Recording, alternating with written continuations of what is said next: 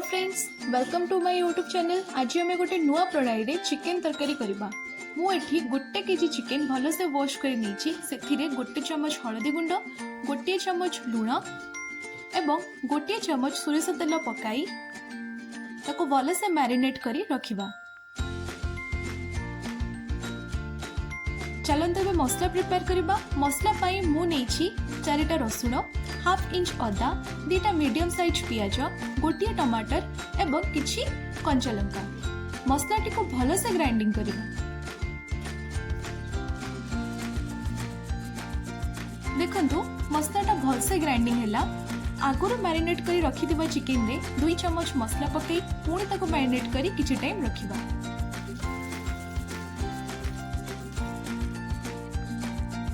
एबे gas on करिबा।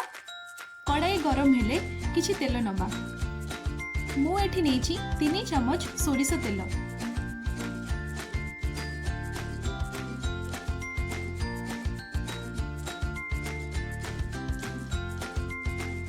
तेल गरम हेले कटा होई रखिथिबा आलू, किछि हाफ चम्मच लूण एवं हाफ चम्मच हळदी गुंड पकाई भल से गोळाई घोड़ाई दबा।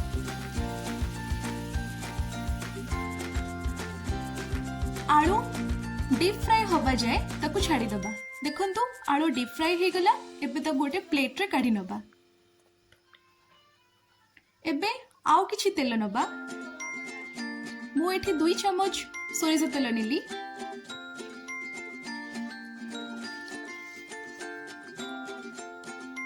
मु एठी अल्प टिके चीनी व्यवहार करूछि कारण चीनी तरकारी को कलर दे थाए। एबे तेजपत्र पकेइबा एवं आगुरु कटा जाई रखिथिबा पियाज को पकेइबा। पियाज ब्राउन होबा जाय फ्राई करिबा। एबे टिके कश्मीरी लंका पाउडर दबा। एडा दबा द्वारा तरकारी को कलर आसी थाए। आगुरु मैरिनेट करी रखिथिबा चिकेन को पकेइबा एवं हल्का हल्का करी ताकू टिके भाजीबा। मु ए मसला को टिके भाजी के रखिथिली। ए मसलाटा को भल से कुटी नबा। देखंतु मसला भल से कुटी हे गला। एबे आगुरु ग्राइंडिंग करी रखिथिबा मसला को चिकेन ने पकेइबा एवं धीरे धीरे करी कसिबा। गोटे चम्मच लंका पाउडर, 2 चम्मच धनिया पाउडर एवं आधा चम्मच जीरा पाउडर दबा। देकी चिकेन टाकू पुणी कसिबा एवं किछि लूण पकेइ दबा।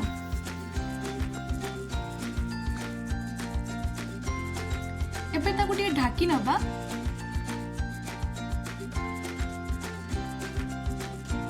देखंतु चिकेन न केते भलो कलर आसुछि।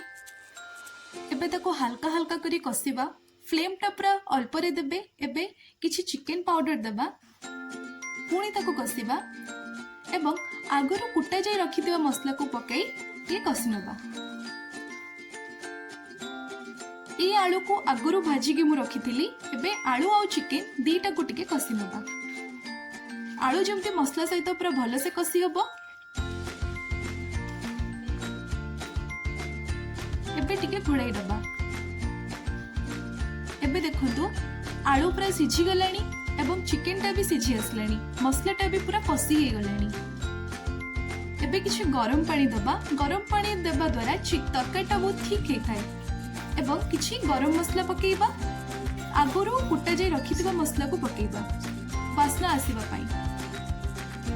देखंतु एबे प्रस्तुत हे गला हमर चिकेन करी। आपण माने याको रोटी सहित भात सहित भी खाई परिबे। रोची नमस्कार। आम चैनल को लाइक शेयर सब्सक्राइब करबा को